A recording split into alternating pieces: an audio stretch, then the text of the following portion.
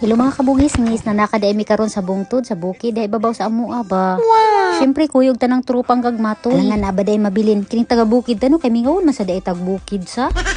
Nagbalon na gud pud migfita dihang dapita para makales ba. Syempre gutumon mi kay magsumbagay bibi sa kumbana diha. Pasingot ba baksing-baksing. Syempre among background kan mga gagmayng tawo. Unya hanap-hanap na among nawong dihang dapita kay padung naman na gabi nakalugar in tawon. Kay kaning dagan kay mga trabaho unon sa balay ba nga wala may kahumanan. Oy napay mga bata. So ato na lang ibaksing para gawas atong mga gibati.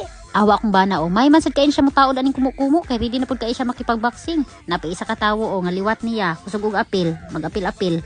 Syempre amo usang gisecure ang mga gagmayng tawo no usa mi magsugod og sumbagay bahalag padulong gabiin na. Kay wala ba jud lain mo tan-awan ang mga gagmaya, kamera in tawon.